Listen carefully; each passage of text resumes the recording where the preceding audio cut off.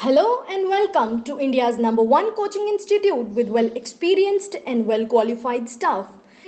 Math special paid batch for SSB, SSC, JK Bank and all the banking exams will be provided.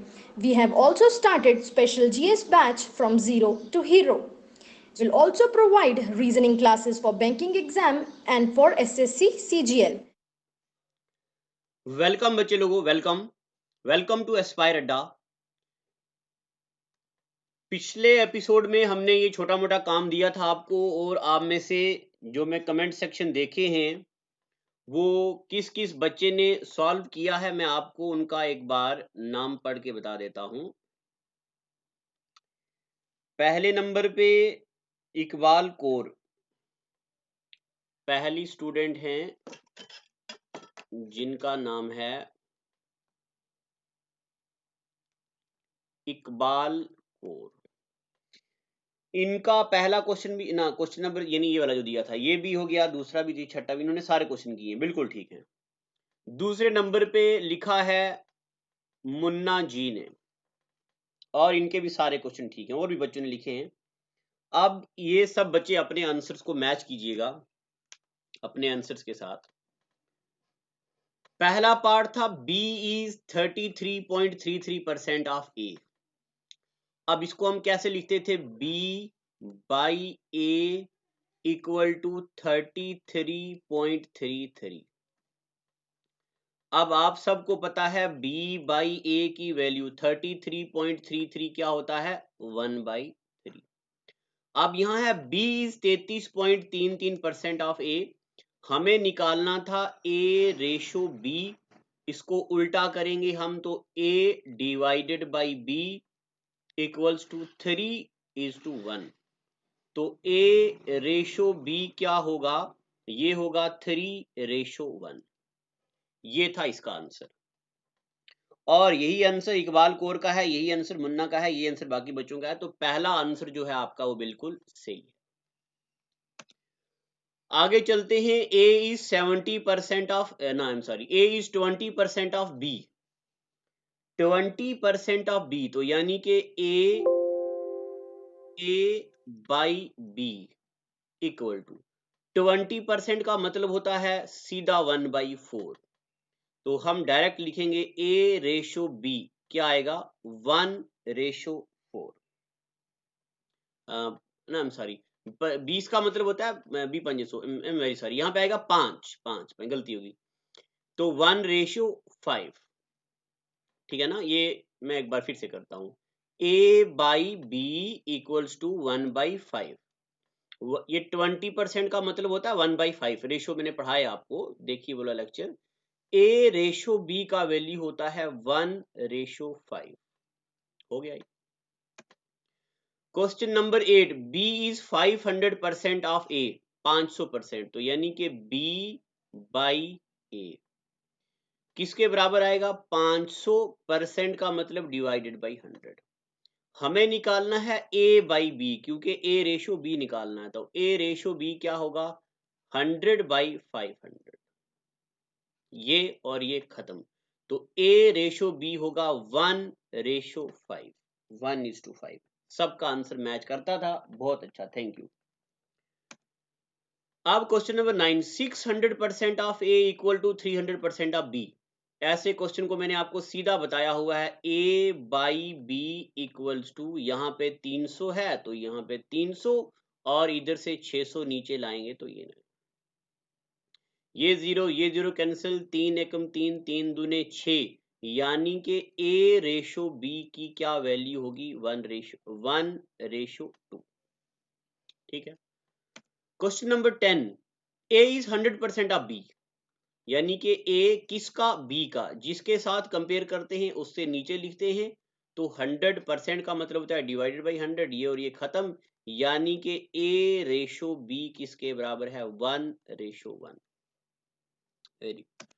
Question number, और बस इतना ही था। इन बच्चों ने तो क्वेश्चन नंबर 11 भी लिखा है।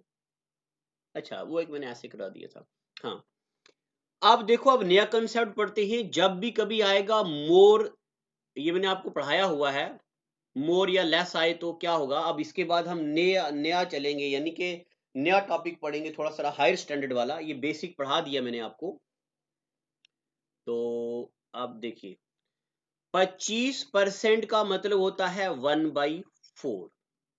x is 25% more than y, तो यहां आएगा x जिससे कंपेयर करते उससे y इक्वल्स टू 1/4। इसका मतलब ये होता है, देखो x बड़ा है किससे, y से।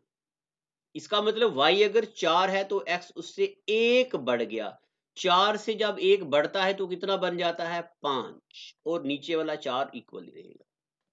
तो अब हमें पूछा है x रेशो y बताओ, तो x रेशो y होगा 5/4।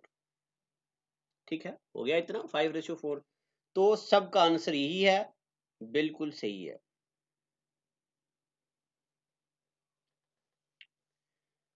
और ये मुन्ना जी ने ये नहीं अच्छा मुन्ना जी आपका ये क्वेश्चन गलत है, आपने निकाला है 2/1 और ये तो 5/4 आता है। इसको जरा ठीक कर लो।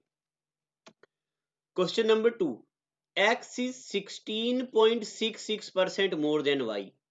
x जिससे कंपेयर किया उसको नीचे, 16.66 का मतलब होता है 1/6। इसका मतलब पहले 6 था, अब एक बढ़ गया है, तो एक बढ़ के कितना हो जाएगा 7/6। तो x रेशो y क्या होगा 7/6। ठीक है, ये हो गया। Question number 3, x is 20% more than y, तो यानी कि x बाई y। 20% का मतलब होता है 1/5। 1/5।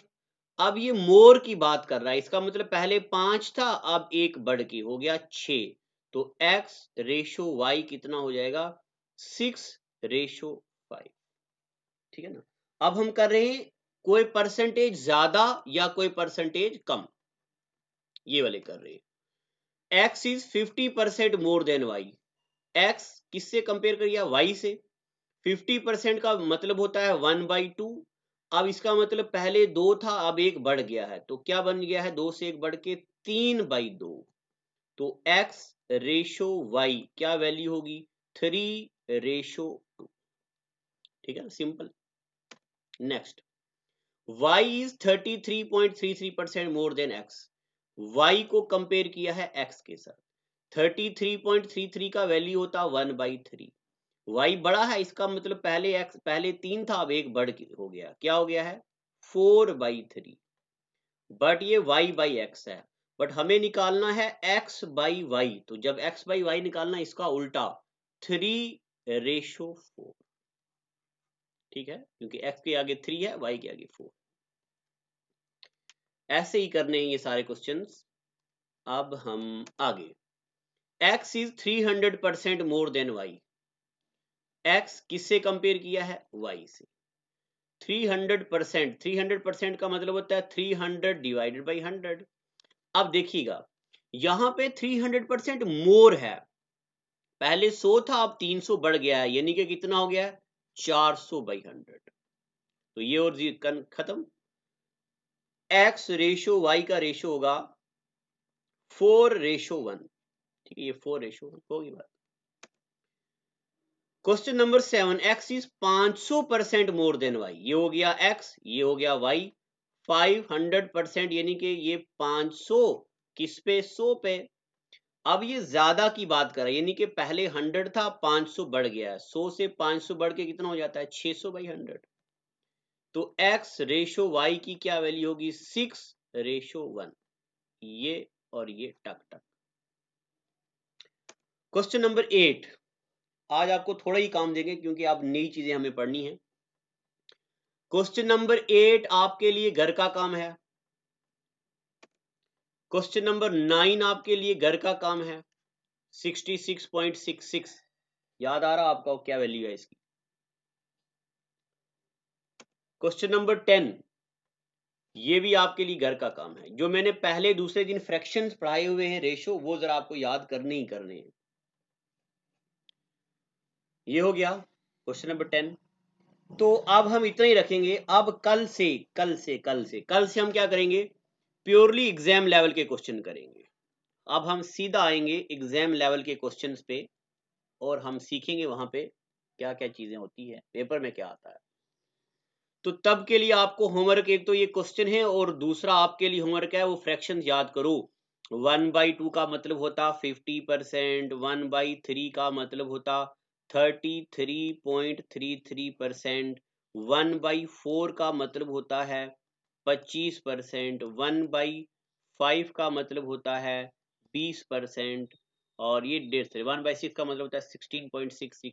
ये फ्रैक्शंस वैल्यू सारी याद रखो और कल के लिए तैयार हो जाओ टिपिकल प्रॉब्लम्स जो एग्जाम में आती हैं।